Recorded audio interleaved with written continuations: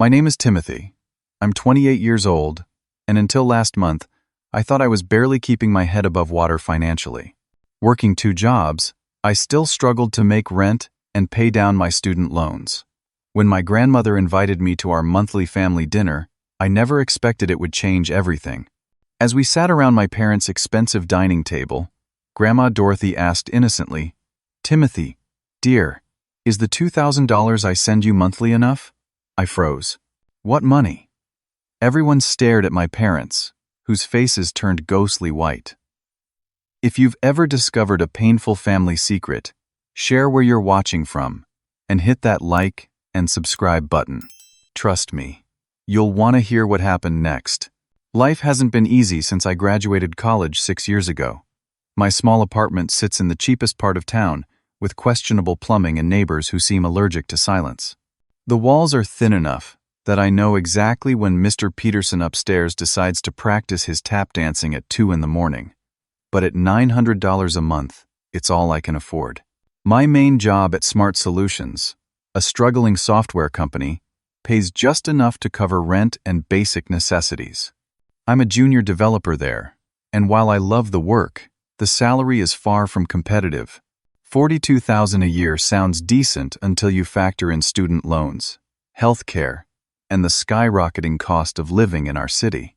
Most months, I find myself counting pennies during the final week. That's why I picked up a weekend job at Brewed Awakening, a local coffee shop.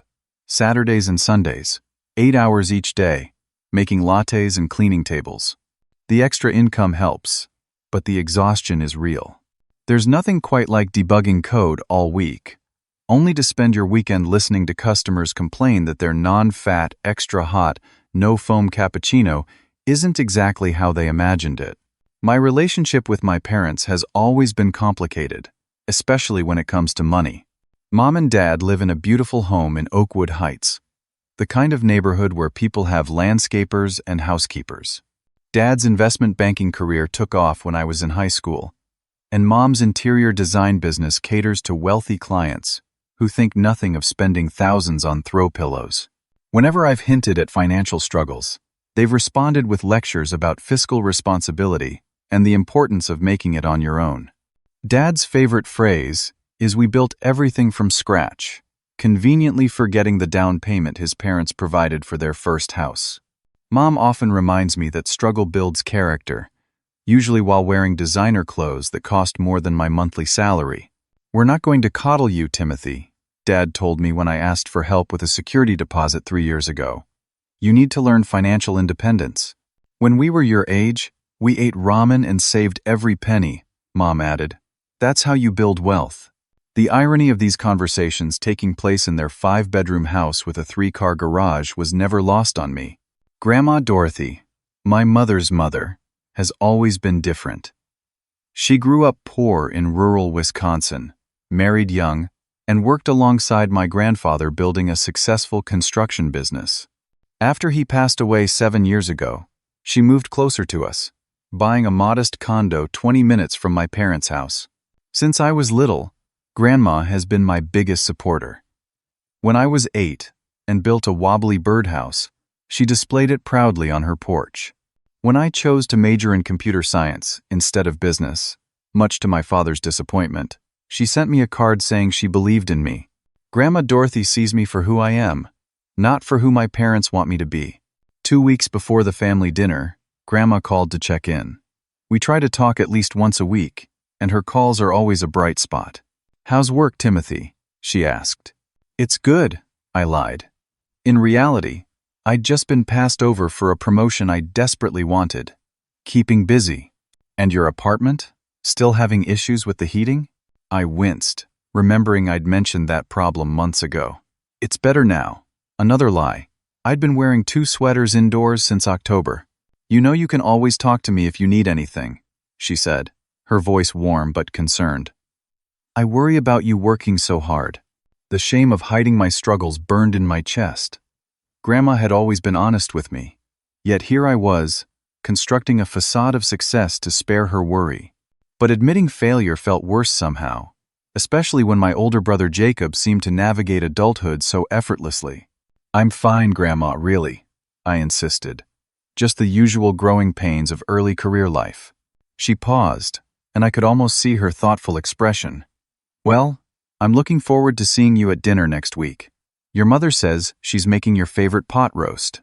The monthly family dinner tradition started after Grandma moved to town.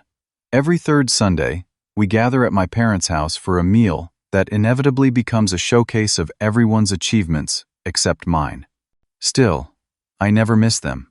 Partly out of obligation, but mostly because these dinners are my only regular chance to see Grandma Dorothy. I wouldn't miss it, I told her, already dreading the subtle comparisons and judgments that awaited me. What I didn't know then was that this particular dinner would shatter everything I thought I knew about my family and reveal a betrayal so profound it would change the course of my life. The Sunday of our family dinner arrived, and I found myself standing outside my parents' imposing front door, gathering courage like a man about to walk into battle. The house loomed before me, a monument to success I couldn't seem to replicate in my own life. 3 stories of architectural perfection nestled among mature oak trees, with professionally designed landscaping that changed with the seasons. Currently, the front beds featured an artful arrangement of chrysanthemums and ornamental kale that probably cost more than my weekly food budget. I smoothed down my one good button-up shirt, took a deep breath, and rang the doorbell. The chimes played a custom melody my mother had commissioned from a local composer. Even their doorbell outclassed me. "Timothy, right on time." My mother opened the door with a practiced smile, champagne flute already in hand. She air-kissed both my cheeks, careful not to smudge her makeup. "Everyone's in the living room. Your father just opened a lovely Cabernet." I followed her through the marble-floored entryway, past artwork that cost more than my car, into the sprawling living room where my father held court. He stood by the fireplace, one hand in his pocket, the other gesturing as he explained something to my brother Jacob and his wife Amanda. "There he is," Dad boomed when he spotted me, his voice carrying the forced joviality he reserved for family gatherings. "The computer whiz. How's the coding business, son?" Before I could answer, Jacob stepped forward to clap me on the shoulder. 4 years older, 3 inches taller, and worlds more successful, my brother had followed our father into finance and now managed a team at a prestigious investment firm. His custom suit probably cost 2 months of my rent. "Little bro," he said warmly, "Amanda was just asking about you." Amanda, elegant in a simple black dress that somehow screamed money, smiled. "I was wondering if you'd tried that new restaurant downtown, the Copper Spoon? Their chef just got written up in Food and Wine." "Haven't had the chance," I said, accepting a glass of wine from my father. The truth was, the Copper Spoon's appetizers alone started at $25. "Been pretty busy with work." "Of course," she nodded sympathetically. "Jacob barely has time to eat these days, with this new merger. I keep telling him he needs to delegate more." The conversation continued in this vein, a careful dance of humble bragging and status signaling. Jacob's recent bonus, Amanda's charity committee position, Dad's golf game with the mayor, Mom's interior design feature in a regional magazine. I nodded and smiled, offering congratulations where appropriate, while the knot in my stomach tightened. "You know, Timothy," my father said during a lull, swirling his wine thoughtfully, "starting out is always the hardest part. We all struggled at your age." My mother nodded sagely. "Your father and I ate ramen for a year when we bought our first home." Their first home, I knew from family stories, had been a 3-bedroom craftsman in a desirable neighborhood, not exactly a hardship post. "The important thing is self-reliance," Dad continued. "No one gave us handouts." Jacob shifted uncomfortably. Even he recognized the revisionist history in my father's bootstrap narrative. "When's Grandma getting here?" I asked, desperate to change the subject. "She texted that she's running a bit late," Mom said, checking her watch. "Something about picking up dessert." The conversation mercifully turned to other topics, and eventually, we moved to the dining room. The table, a massive slab of reclaimed wood that my mother often reminded guests, had come from a 200-year-old barn in Vermont, gleamed under custom lighting. Fine china, crystal glasses, and sterling silver flatware completed the setting. I took my usual seat between Jacob and an empty chair reserved for Grandma. The food arrived in waves, carried by Lucia, the woman my mother referred to as our help. First came individual salads with candied walnuts and goat cheese, followed by the promised pot roast with roasted vegetables and truffle mashed potatoes. As we ate, I tried to participate in the conversation without revealing too much about my own circumstances. Yes, work was fine. No, I hadn't taken any interesting trips lately. Yes, the company had good growth potential. No, I hadn't thought about buying property yet. The dance was familiar and exhausting. We were halfway through the main course when the doorbell rang. Moments later, Grandma Dorothy entered the dining room, bringing with her a wave of genuine warmth. At 73, she moved with the energy of someone 20 years younger, her silver hair cut in a practical bob, her clothes comfortable but neat. "Sorry I'm late, everyone," she announced, placing a bakery box on the sideboard. The line at Hartman's was out the door. Apparently, their chocolate cake was featured on some food blog. She made her rounds, hugging each of us before taking her seat beside me. From her large purse, she produced small packages wrapped in tissue paper. "Just a few little things I picked up," she said, distributing them. "Nothing fancy." My package contained homemade cookies and a book on coding innovations I'd mentioned wanting to read. Somehow, Grandma always managed to find the perfect small gifts, thoughtful rather than expensive. I thanked her with a genuine smile, the first real one I'd managed all evening. Dinner continued with Grandma steering the conversation toward family stories and shared memories. She had a talent for cutting through pretense, reminding us of the time Dad lost his swim trunks at the lake, or when Mom accidentally dyed all our white clothes pink in the wash. Under her influence, the atmosphere relaxed slightly, becoming almost enjoyable. Unter dessert. As Lucia served slices of Grandma's chocolate cake, the conversation turned once again to finances when Dad mentioned a recent investment opportunity. "The returns have been exceptional," he boasted. "Nearly 12% in the first quarter alone." "That's wonderful, Richard," Grandma said politely. Then, turning to me with genuine concern in her eyes, she asked, "Timothy, dear, is the $2,000 I send you monthly enough? I know the cost of living has gone up terribly, and with your student loans." The room went silent. I stared at my grandmother, certain I'd misheard. "I'm sorry, what money?" I asked, confusion evident in my voice. Grandma's eyebrows drew together. "The $2,000 I've been sending every month since you graduated, for your expenses." I slowly put down my fork, my mind racing. "Grandma, I haven't received any money from you. Not monthly, not ever." The silence that followed was deafening. I looked around the table and saw my mother's face had drained of color. My father suddenly became intensely interested in his water glass. Jacob and Amanda exchanged bewildered glances. Grandma Dorothy's expression shifted from confusion to dawning comprehension, then to something I'd rarely seen on her face: cold anger. "I see," she said, her voice unnervingly calm. "How very interesting." All eyes turned to my parents, who sat rigid in their chairs, faces pale as the fine china beneath our desserts. The silence stretched like an elastic band, ready to snap. No one touched their dessert. No one sipped their coffee. The only sound was the gentle ticking of the antique grandfather clock in the corner, marking seconds that felt like hours. My father cleared his throat, the sound startlingly loud in the quiet room. "Perhaps we should discuss this later, in private." His voice was strained, professional smile firmly in place, but not reaching his eyes. "I think now is perfect," Grandma Dorothy replied, her normally gentle tone replaced with steel. "Timothy deserves to know." "Know what exactly?" I asked, looking between my grandmother and parents. The tension in the room was suffocating. My mother laughed, a high, nervous sound. "This is all a misunderstanding, I'm sure. Dorothy, you must be thinking of the college fund you set up." She turned to me with a brittle smile. "Remember that generous contribution to your tuition, Timothy?" That's probably what Grandma is referring to. But Grandma Dorothy wasn't backing down. "No, Elizabeth. I'm referring to the $2,400 I've been transferring to Richard's account every month for the past 6 years, specifically earmarked for Timothy's living expenses. The money you assured me was being passed along to him. My father's face had taken on a grayish tinge. He reached for his wine glass, his hand visibly trembling.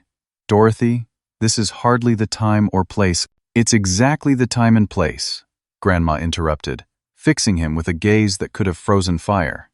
"I've been sending that money faithfully, thinking I was helping my grandson establish himself. And all this time, he's been working 2 jobs to make ends meet while you've been, what? Keeping it?" The implications crashed over me like a wave.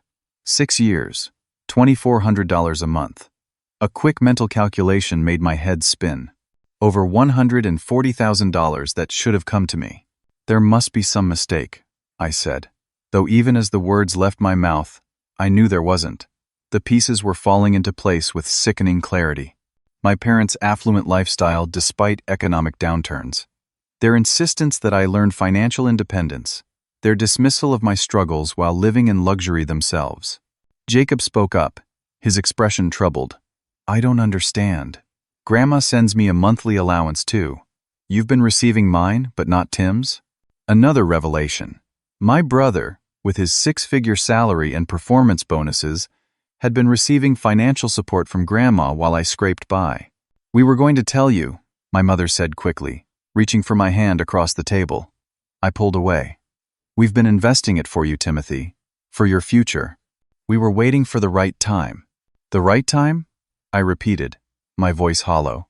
"I've been eating ramen for dinner 3 nights a week. I've been working weekends instead of having a social life. I've been delaying medical care because of high deductibles. When exactly was the right time going to come?" My father's expression hardened.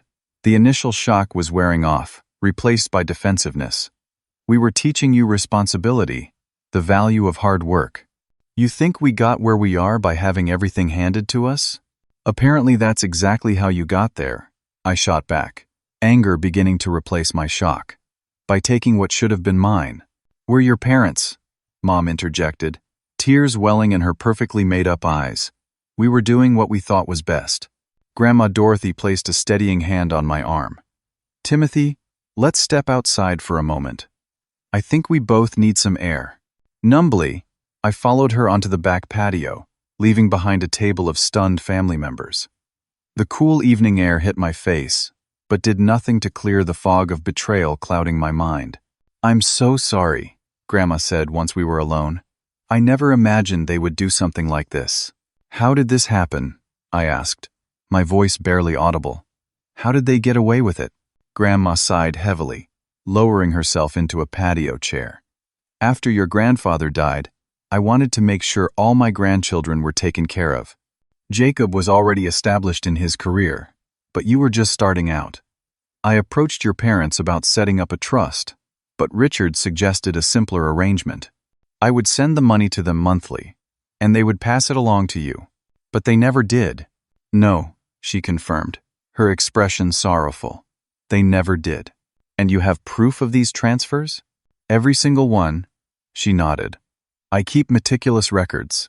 I can show you the bank statements, the transfer confirmations." She reached into her purse and pulled out a folded envelope. Inside were printouts of bank transfers, each showing a monthly payment of $2,400 from Dorothy Wilson to Richard and Elizabeth Carson, with the memo line clearly reading Timothy's living expense. "I was careful to document everything," she explained. "Your grandfather taught me that. I never imagined I'd need these records to prove to my own daughter that she'd been stealing from her son." I stared at the papers, emotion building in my chest. All those nights I'd lain awake worrying about bills. All those times I'd skipped meals to save money. All those friends I'd turned down for social outings because I couldn't afford them. Meanwhile, my parents had been quietly pocketing thousands each month that were intended for me. "What do we do now?" I asked, feeling simultaneously lost and enraged. "That depends on you," Grandma Dorothy replied, her voice gentle but firm. "But whatever you decide, I want you to know I'm here. And from now on, any support I provide goes directly to you." As we sat in the gathering darkness, I began to recall small oddities that now made perfect sense.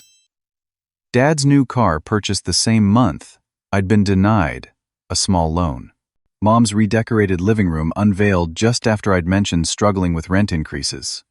Their constant emphasis on finding your own way while they lived in increasing luxury. The betrayal cut deep, not just because of the money itself, but because of what it represented.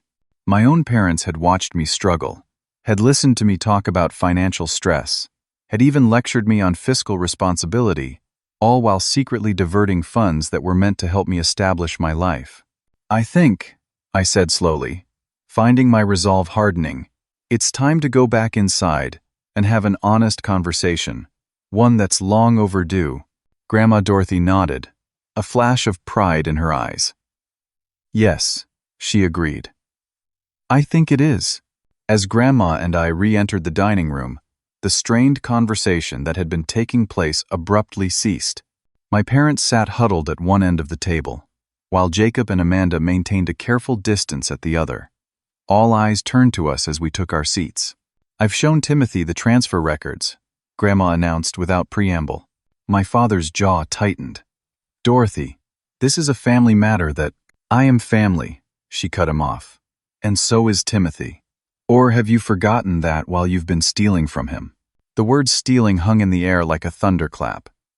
No one had dared say it so bluntly until now. That's a serious accusation, my father said, his voice low and dangerous. We've been managing those funds responsibly. Managing them for whom? I asked, finding my voice. Because it certainly wasn't for me. My mother dabbed at her eyes with a linen napkin. You don't understand, Timothy. We were trying to protect you. Protect me from what? Financial stability? The ability to see a doctor when I'm sick? The chance to build savings instead of living paycheck to paycheck? Jacob shifted uncomfortably in his seat. I had no idea this was happening, Tim. I swear. I believed him. Jacob could be competitive and privileged, but outright deception wasn't his style. He looked genuinely disturbed by the revelation. I need to understand exactly what happened, I said, turning back to Grandma Dorothy. From the beginning.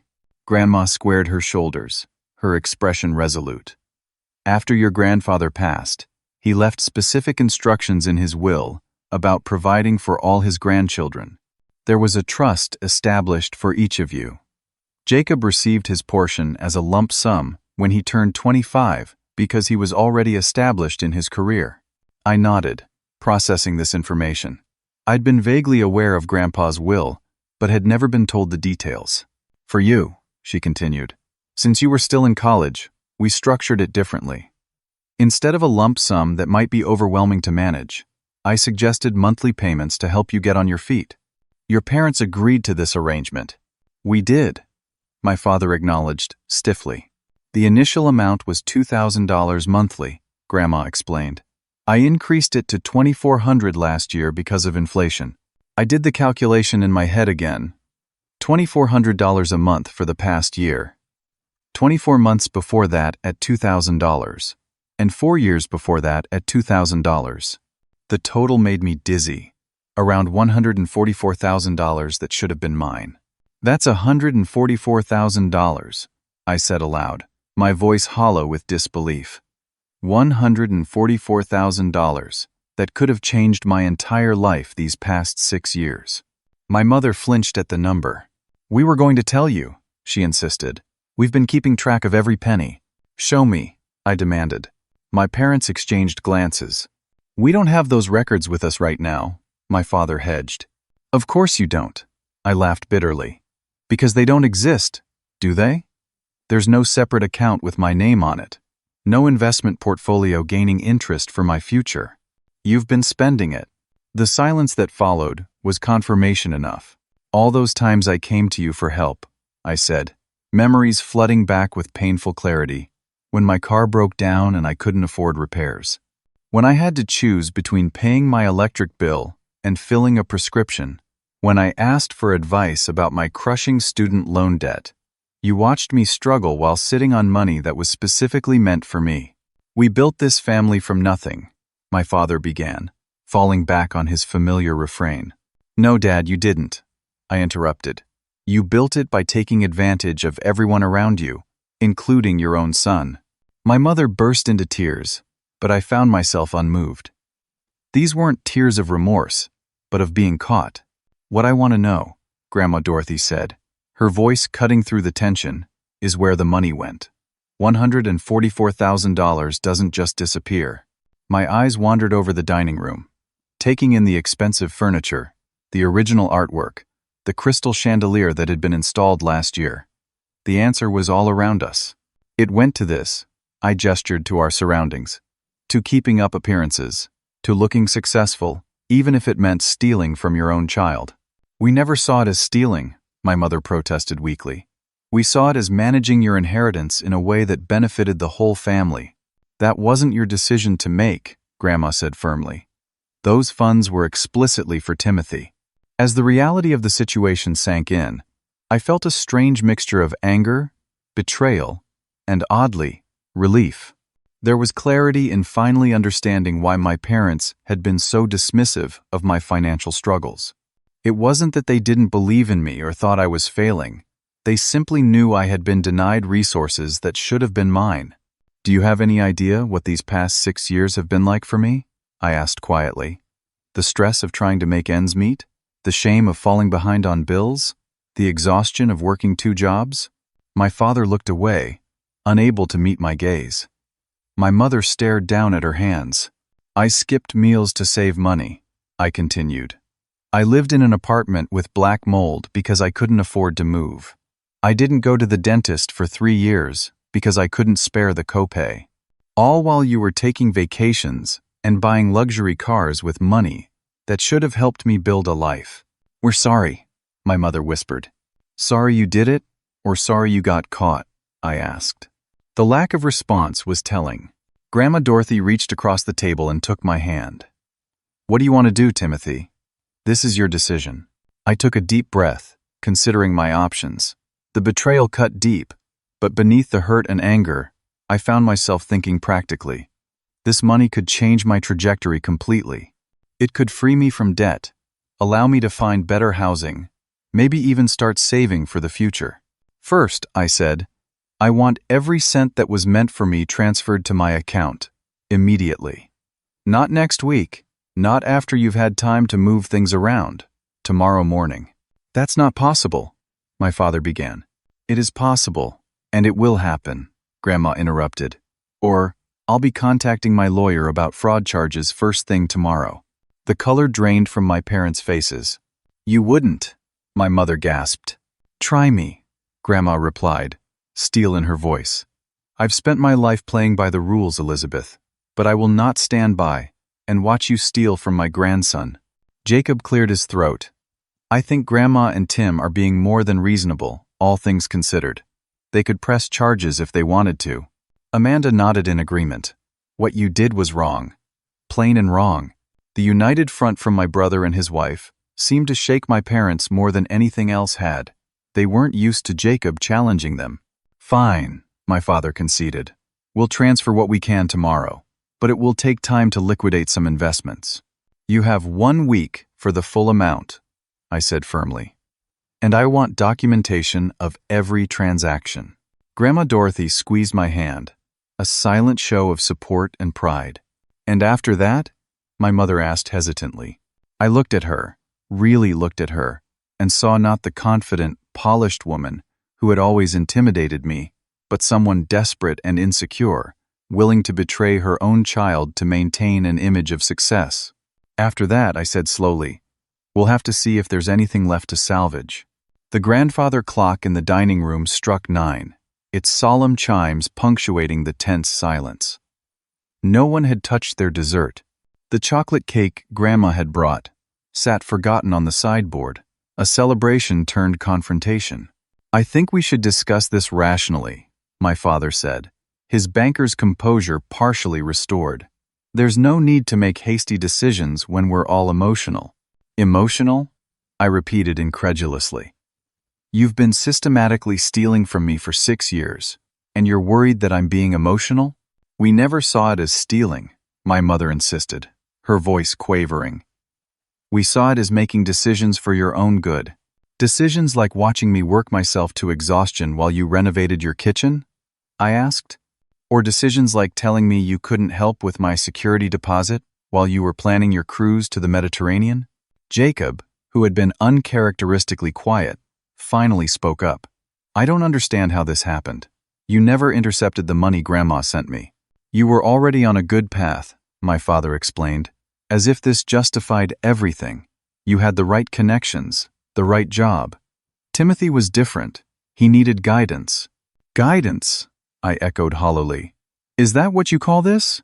We were trying to teach you self-reliance, my father continued, his tone becoming more confident as he found his narrative. The value of hard work. If we had just handed you money every month, you would have become dependent. Like Jacob is dependent? I challenged, looking at my brother. Jacob shifted uncomfortably. I receive Grandma's money, but I've never needed it for basics. It goes into investments. Because you could afford to invest it, I pointed out. Because you weren't choosing between groceries and electricity. My mother reached across the table, trying to take my hand. I pulled away. Timothy, please try to understand, she pleaded. We did what we thought was best for you. You've always been so different, so idealistic. We were afraid you'd waste the money on impractical things. Like what? Food? Rent? Medical care? Those frivolous luxuries? That's not fair, my father said sharply. No, what's not fair is watching your child struggle when you have the means to help them, Grandma Dorothy interjected. What's not fair is accepting money on someone else's behalf and then keeping it for yourself. Amanda, who had been silently observing, suddenly spoke. I think what everyone's missing here is the breach of trust. Beyond the money itself, you violated Timothy's trust. You watched him struggle when you could have helped. That's going to be much harder to repay than the money. Her insight cut through the tension. Even my parents seemed momentarily chastened. She's right, Jacob agreed. This isn't just about finances. This is about honesty and family loyalty. I looked at my brother with new appreciation. Despite our differences, he recognized the fundamental wrong that had been done. My father's expression hardened. I won't be lectured about loyalty in my own home. We've supported this family for decades, made sacrifices none of you can understand. What sacrifices, exactly? I asked. Your luxury car? Your country club membership? Please, enlighten me about your hardships while you were spending money that was meant to help me start my life. You don't understand the pressures we've been under, my mother said, tears streaming down her face. The expectations. Everyone in our circle has successful children with impressive careers. And then there's you, working at some unknown tech startup, living in that awful apartment. The truth finally emerged, ugly and undeniable.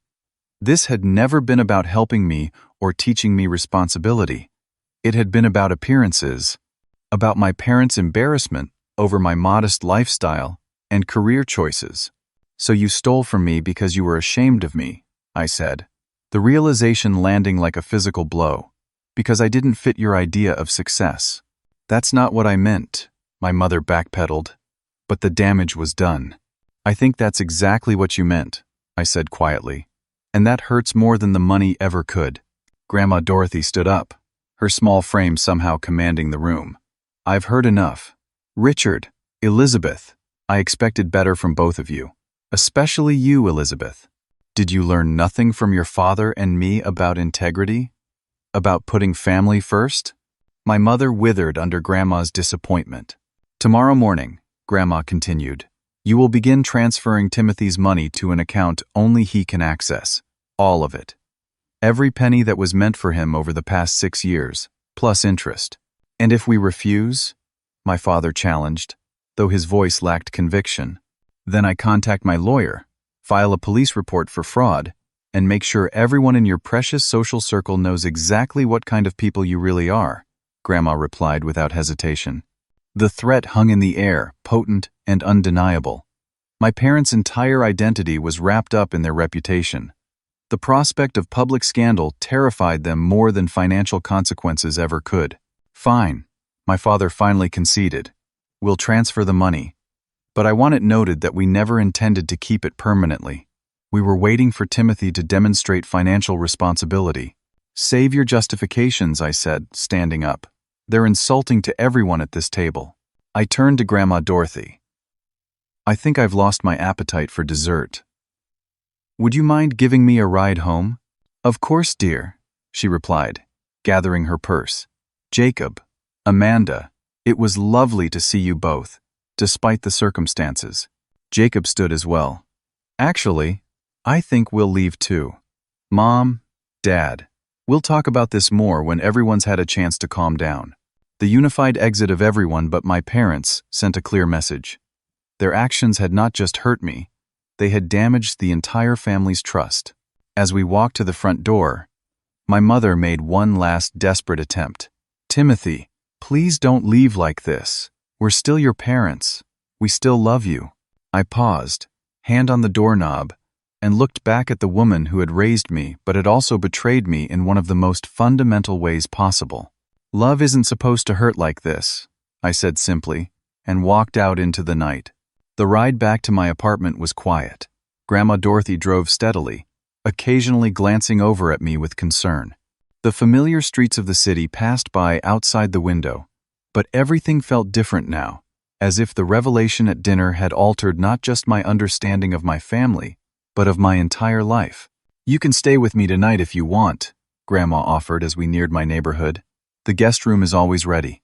I considered it. The thought of returning to my cramped, cold apartment seemed unbearable after what I'd learned, but I needed space to think, to process. Thanks, Grandma, but I think I need to be alone right now. She nodded understanding. Just remember, you're not really alone in this. I'm here.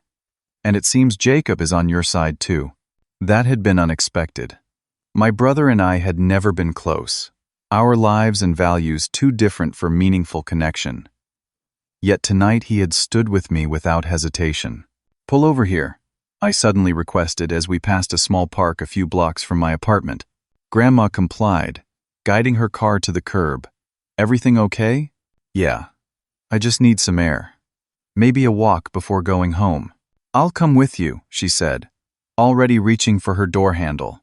The park was nearly empty at this hour, just a few dog walkers and late-night joggers. We found a bench overlooking a small pond, where the reflection of streetlights danced on the dark water. I keep thinking about all the things I could have done with that money, I said after a while. Not luxuries or extravagances, just basics. A decent apartment without mold in the bathroom. Healthcare without worrying about the deductible. Maybe even starting to save for retirement instead of living paycheck to paycheck. Grandma took my hand, her grip surprisingly strong. You'll have those things now. This changes your trajectory, Timothy. It's not just about the money, I admitted. It's knowing they watched me struggle, that they sat across from me at dinners like tonight, listening to me talk about working weekends and cutting expenses, all while they had the power to help. I know, she sighed. That betrayal will take longer to heal than any financial wound. We sat in silence for a moment, the weight of the evening settling between us. What are you going to do? Grandma finally asked. I took a deep breath. First thing tomorrow, I'm opening a new bank account, one they have no access to. Then I'm consulting with a lawyer to make sure the transfer happens correctly and completely. Smart? She nodded. I have a good attorney I can recommend, Sarah Goldberg.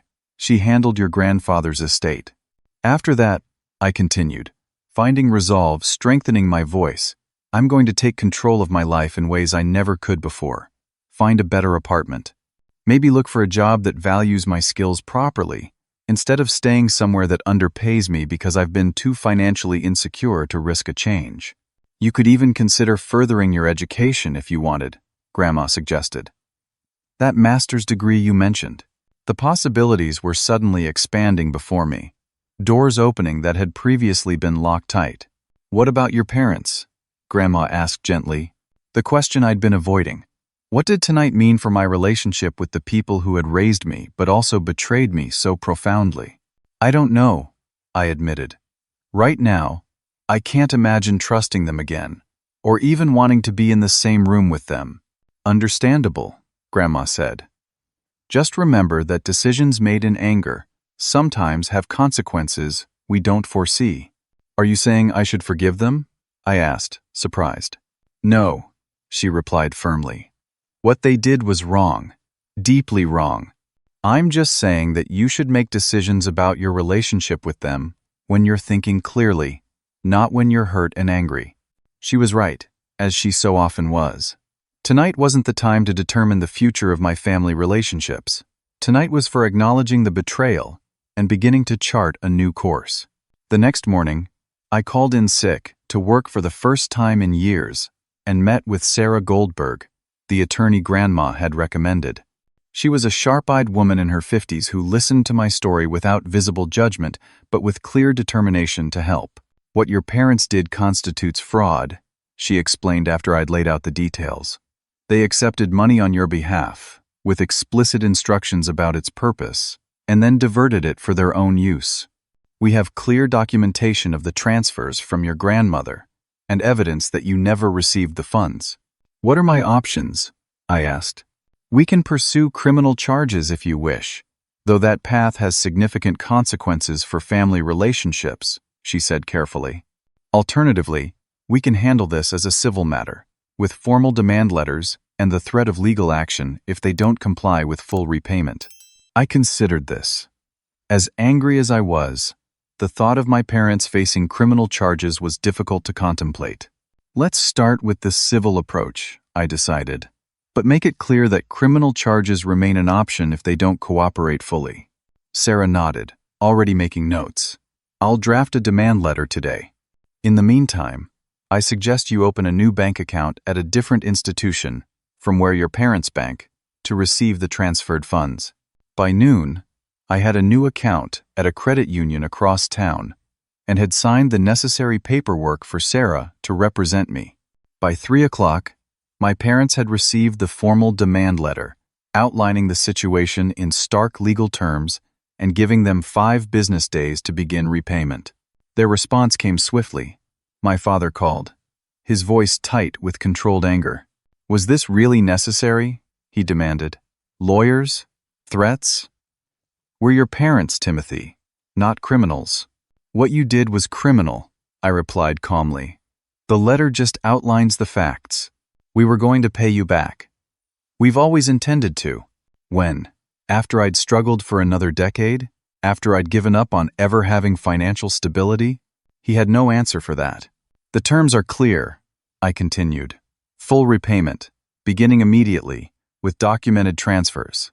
Non-compliance means we escalate to criminal charges. You would do that to your own family? He asked, disbelief evident in his voice. You did this to family first, I reminded him. I'm just responding to the situation you created. After he hung up, I received a text from Jacob. Dad called me ranting. I told him to pay you every cent, and be grateful you're not pressing charges immediately. I'm with you on this, little brother. The support meant more than I expected. For the first time since I could remember, Jacob and I were truly allied. True to her word, Grandma Dorothy transferred her monthly contribution directly to my new account that same day. $2,400, the notification read. From Dorothy Wilson. Memo. For Timothy's living expenses with love.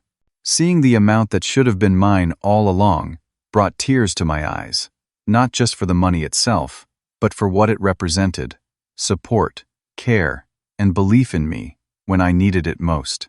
The next day, an official-looking email arrived from my father's bank, confirming a transfer of $20,000 to my new account. A start, but nowhere near the full amount owed. A text followed. First installment. We're liquidating investments to cover the rest. Need time. I forwarded both to Sarah, who responded, acknowledged, but inadequate. I'll keep the pressure on for full payment per our timeline. Over the next week, more transfers arrived. 30,000, another 25, each one accompanied by terse messages about difficulty accessing funds or penalties for early withdrawal. Sarah met each with the same firm reminder of our terms and timeline. My mother tried a different approach, showing up at my apartment unannounced one evening, eyes red from crying. We never meant to hurt you, she said when I reluctantly let her in. We thought we were protecting your inheritance, teaching you to be independent before giving you that kind of money, while living off it yourselves," I pointed out. She flinched, but didn't deny it. "We made a terrible mistake, one we want to fix. But please, don't let this destroy our family." "You did that already," I said quietly. "Every time you watched me struggle and said nothing. Every time you spent my money on luxuries while I worked weekends to pay rent." She left without further argument, and I felt not satisfaction, but a hollow sadness. The parents I thought I had never existed. The people who raised me were capable of calculated betrayal that had shaped the entire trajectory of my adult life. By the end of the month, nearly all the money had been transferred. $135,000. The remaining balance, my father claimed, would require more time as it was tied up in less liquid investments.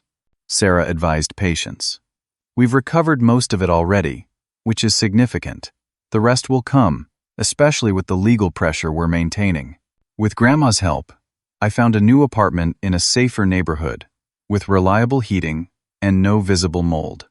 I gave notice at the coffee shop, reclaiming my weekends for the first time in years. I even began researching master's programs that could advance my career in ways I'd previously thought impossible. The final confrontation came at the lawyer's office, a neutral ground where my parents, Grandma, and I met to finalize the agreement for the remaining payments. My father, looking older than I remembered, signed the papers without meeting my eyes. My mother, subdued and pale, watched with a mixture of shame and resignation.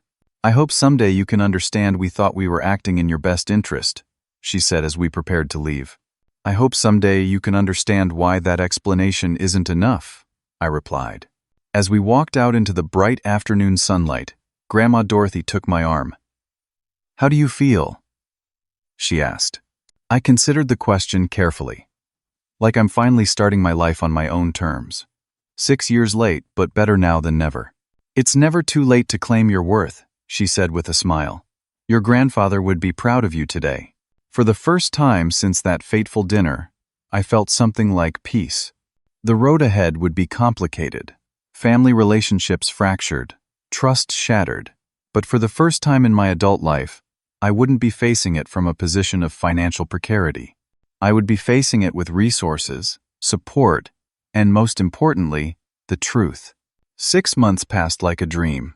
My new apartment, a one-bedroom with actual insulation and windows that kept out the winter chill, became a sanctuary rather than just a place to sleep between work shifts. Natural light streamed through the living room window each morning, a luxury I'd forgotten existed during my years in that basement unit with its tiny, street-level windows. The first thing I did after getting settled was quit my weekend job at the coffee shop. Walking away from Brewed Awakening for the last time, handing in my apron and name tag, felt like shedding a weight I'd carried for so long. I'd forgotten what it was like to stand straight. The manager, sensing my relief, smiled knowingly. "Moving on to better things, Timothy?" she asked. "Just reclaiming my time," I replied, which was the truest answer I could give. With my weekends free, I began rediscovering parts of myself that had been suppressed during those years of constant work and financial stress. I joined a local hiking group, something I'd loved in college but abandoned when every spare hour became devoted to earning money. I started cooking proper meals instead of subsisting on ramen and peanut butter sandwiches. I even adopted a cat, a gray tabby named Edison from the local shelter, who greeted me at the door each evening with purrs that seemed to say, "Welcome to your real life." My relationship with Grandma Dorothy deepened into something precious. We had Sunday brunch every weekend, sometimes at her condo, sometimes at my new place. She taught me her secret pancake recipe, passed down from her mother, and I showed her how to use video calls to stay in touch with her sister in Arizona. Our bond, always strong, had been tempered in the fire of family betrayal and emerged stronger. "You look healthy," she remarked one Sunday, as we sat on my small balcony, enjoying the spring sunshine. "There's color in your face again." "I'm sleeping more than 5 hours a night," I laughed. "Amazing what that does for a person." She nodded, sipping her tea thoughtfully. "And the new position at work? How's that going?" With my newfound financial stability, I'd been able to take risks professionally that would have been unthinkable before. I'd negotiated for a promotion and significant raise at Smart Solutions, leveraging an offer from a competing firm that had been recruiting me for months. It's challenging, but in all the right ways, I told her. I'm actually using my degree now, designing systems instead of just maintaining other people's code, and the team respects me. What I didn't say, but knew she understood, was how much of my previous professional stagnation had been tied to financial insecurity. When you're one missed paycheck away from disaster, you don't take risks. You don't advocate for yourself. You accept underemployment because the alternative, no employment, is unthinkable. Money didn't solve everything, but it created space. Space to breathe, to think, to plan beyond the next bill due date.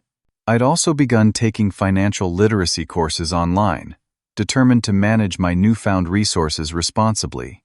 Grandma introduced me to her financial advisor, a no-nonsense woman named Priya, who helped me establish an emergency fund, start a retirement account, and create a plan for paying off my student loans ahead of schedule. Financial education wasn't something I had access to growing up, I explained to Priya during our first meeting. My parents talked about money in abstract terms, the importance of saving, working hard, but never taught practical skills. That's unfortunately common, she replied. Even in families with resources, there's often a gap between talking about money and teaching money management. The irony wasn't lost on me.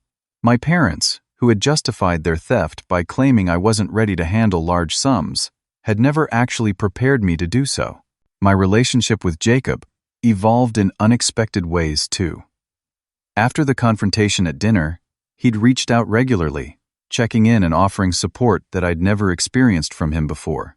We met for lunch every few weeks, awkward at first but gradually finding common ground beyond our shared DNA. I still can't believe they did that, he said during one of these lunches, shaking his head. I keep thinking back to all those family dinners, all those times you mentioned being tight on money, and they just sat there knowing. It's still hard for me to process too, I admitted. Some mornings I wake up and wonder if it all really happened. Jacob pushed his salad around his plate, hesitating before speaking again. I feel guilty, you know, that I got my money while you didn't, that I didn't notice something was wrong. It's not your fault, I assured him. They manipulated all of us. Still, I had it easy, always have. His honesty was new, a vulnerability he'd never shown before. Dad set me up with connections, got me my first internship. The money from Grandma was just extra, never essential. I never had to wonder if I could make rent. These conversations helped heal a divide between us that I'd always assumed was permanent. We weren't just the successful son and the struggling son anymore. We were two adults trying to navigate the aftermath of parental betrayal, each processing it in our own way. The hardest part, of course, was figuring out what to do about Mom and Dad. After the final payment was transferred and all legal matters settled, I had to decide what kind of relationship, if any, I wanted with them moving forward. For the first 2 months, I maintained complete distance. No calls, no visits, no response to their increasingly desperate texts. I needed space to process my anger, my hurt, my fundamental sense that the people who should have protected me had instead exploited me. Grandma, wise as ever, neither pushed me toward reconciliation nor encouraged permanent estrangement. "This is your journey," she said when I asked for her advice. "There's no right timeline for healing from betrayal." Around the 3rd month, I agreed to meet them at a neutral location, a quiet cafe downtown. The tension was palpable as we sat at a corner table. 3 people connected by blood, but separated by actions that couldn't be undone. "You look well," my mother ventured, her eyes scanning my face hungrily, as if storing away details for later examination. "I am well," I replied simply. My father, less expressive, but clearly uncomfortable, cleared his throat. "We've been doing a lot of thinking, a lot of reflecting." "That's good," I said, not making it easier for them. They had taken the easy road for 6 years at my expense. I didn't owe them an easy conversation now. "What we did was wrong," my mother blurted out, tears already forming, deeply, unforgivably wrong. We've talked to a therapist about it, trying to understand why we did what we did. This surprised me. My parents had always dismissed therapy as something for other people with real problems. "And what did you learn?" I asked, genuinely curious despite myself. My father sighed heavily, looking older than his 60 years. That we were so caught up in appearances, in what other people thought of us, that we lost sight of what really mattered, our son's well-being. "We convinced ourselves we were protecting you," my mother added. "But we were really protecting our own lifestyle, our own status, using your money to maintain an image that we thought was important. At your expense," my father acknowledged, the words seeming to cost him physically. "We watched you struggle when we could have helped. There's no justification for that." Their admission wasn't a magic fix. It didn't instantly heal the wound of betrayal or restore my trust. But it was something, an acknowledgement of reality that had been sorely missing from our family dynamic. "I don't know what our relationship looks like going forward," I told them honestly. "I'm not sure I can ever fully trust you again." They nodded, accepting this hard truth without protest. "We'd like the chance to try to earn back some small measure of your trust," my mother said. "Not all at once, not completely, just."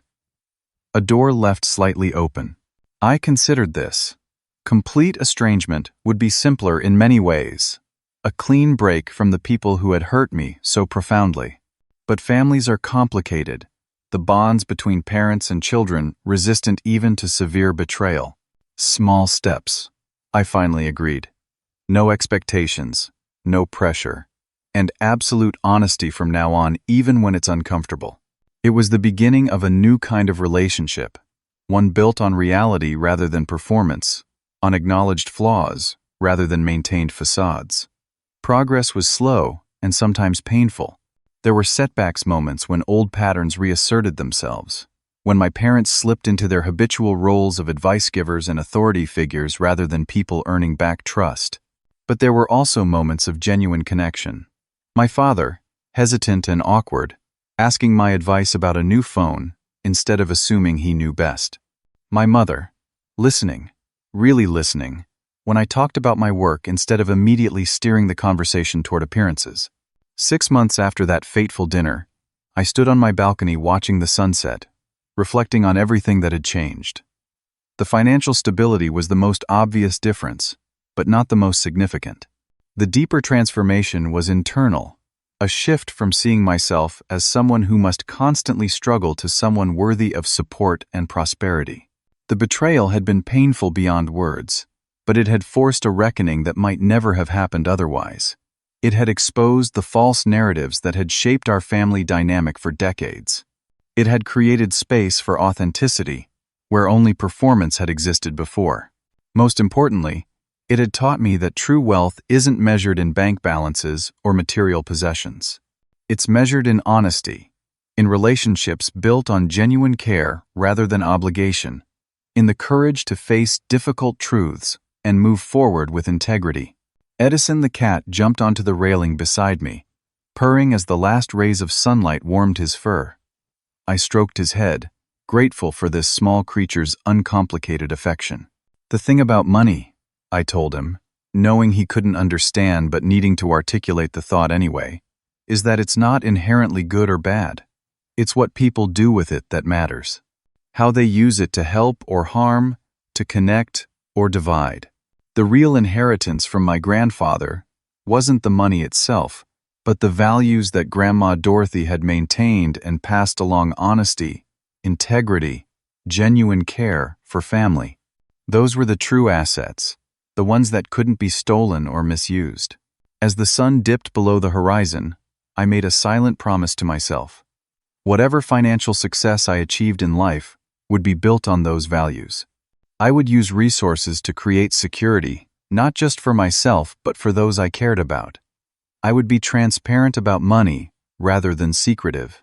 And I would remember that true wealth is measured not by what you have, but by who you are and how you treat others along the way. Have you ever discovered a betrayal from someone you trusted completely? How did you handle the balance between seeking justice and finding healing? Share your experiences in the comments below. And remember to like and subscribe if this story resonated with you. Your support helps me continue sharing these life lessons that remind us all about the true meaning of wealth and family. Thank you for listening, and may your own journey lead to authentic prosperity in all the ways that truly matter.